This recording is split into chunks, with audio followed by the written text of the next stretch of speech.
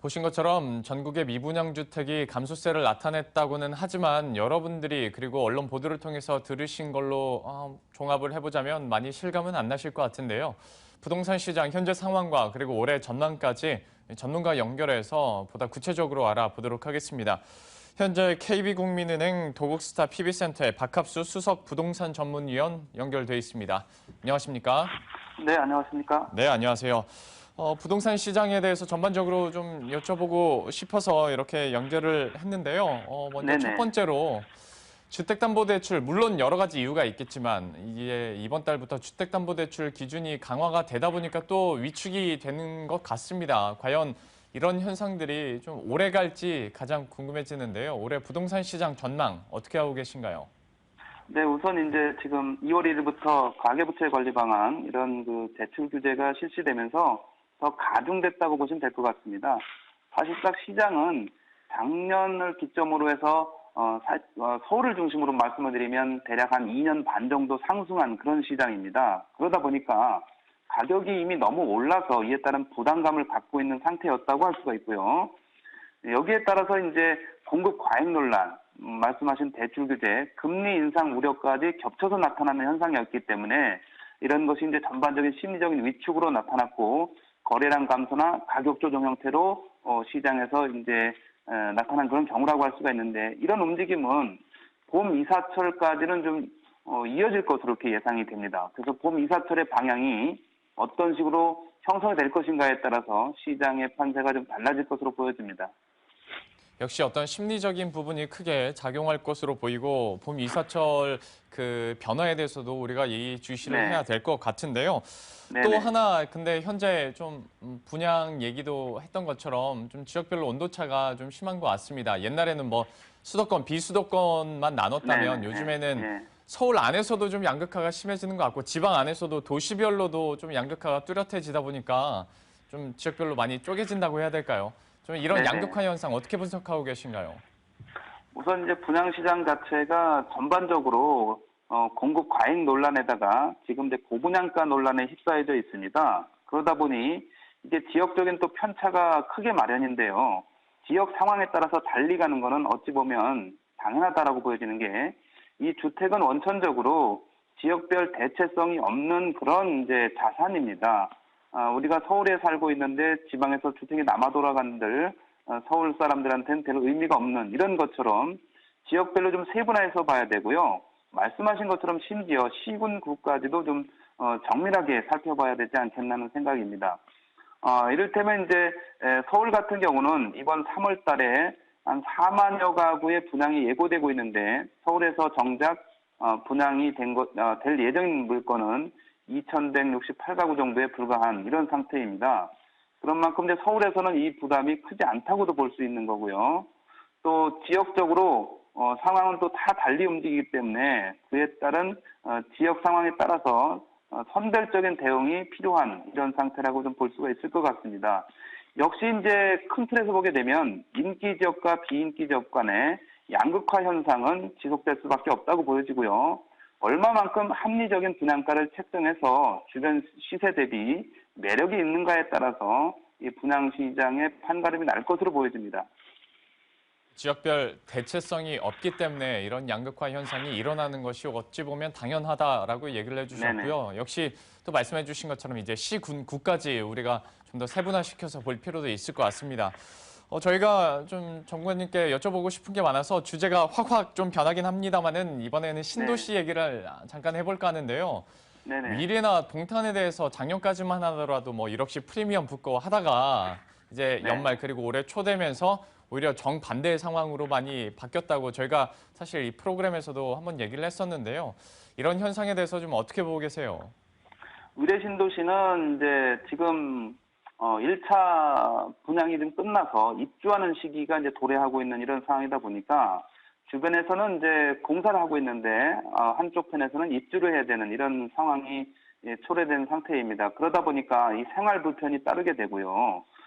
그에 따른 기반 시설은 아직까지 입주를 안 한 이런 상태입니다. 대표적으로 이제 학교 같은 경우는 물론 이제 일부 개교를 했습니다만 도로라든가 주변의 상가 편의시설 이런 거는 아직까지도 열리지 않았기 때문에 그에 따른 생활 불편이 커서 전반적인 이제 전세 가격이 하락하는 이런 상태가 나타나고 그에 따라서 이제 매매 가격 프리미엄이라고 할 수 있는 이 부분도 다소 좀 하향 조정되고 있는 이런 상태라고 볼 수 있을 것 같습니다.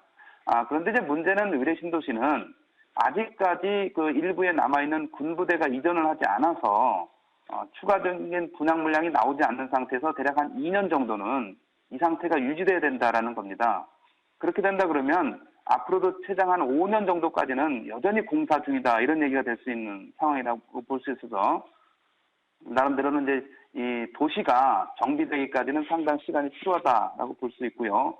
역시 이제 위례 신도시의 가장 큰 문제는 이제 대중교통인데 지하철은 어떻게든지 뭐 8호선을 통해서 연결은 되겠습니다만 이런 도로교통 측면에서는 지금 개발되고 있는 문정지구나 이 잠실, 가락시형 아파트 이 부분까지도 잠실까지 연결되는데 들어설 시설들이기 때문에 상당 부분 교통 체증이 우려되는 이런 문제를 안고 있는 것이 나름대로는 좀 향후에 해결해야 될 문제가 아닌가 생각이 되고요. 동탄 신도시 같은 경우에는 워낙 물량이 많은 도시입니다. 11만 5천 가구인데요. 여기는 이제 동탄 1기 신도시가 4만 1천 가구니까 그에 따라서 바로 건너편에 붙어 있는 그런 도시니까 대략 3배 정도의 크기, 합치면 16만 가구 정도의 규모의 아주 대도시가 탄생한다 이렇게 보시면 됩니다. 그런 만큼 이제 물량 부담에 따른 이런 그 분양 프리미엄의 진정 추세는 향후에도 나타날 것으로 보여지고요. 동탄의 이제 상황은 역시 이제 분양가에 달려 있습니다. 초기 분양할 때는 이게 3.3제곱미터당 1,340만 원의 분양이 이루어진 측면이 있었는데 시장이 안 좋아지자 일부 건설사에서 890만 원 정도까지 이 분양가를 내렸습니다. 그러다가 또 작년에 시장이 호전되자마자 1,130만 원대의 그런 분양가가 나오면서 시장에 적체 현상이 일어난 겁니다.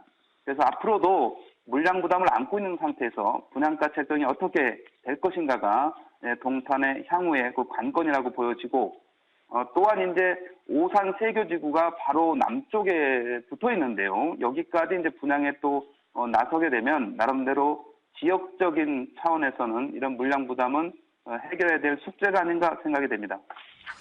참 이유는 조금 다르겠지만 위례와 동탄 1년 전과는 전혀 다른 양상이 나타나면서 처음 있었던 기대와는 전혀 다른 분위기고 앞으로도 조금 더 시간이 필요할 것 같다고 얘기를 해주셨어요.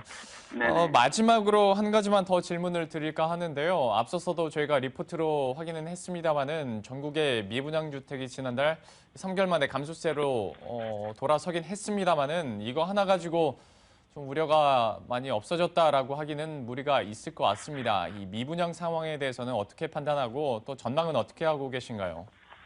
미분양은 이제 총량을 가지고 얘기하는 이런 차원에서는 단기간 내에 뭐 급속도로 늘어났기 때문에 부담은 있는 건 사실입니다.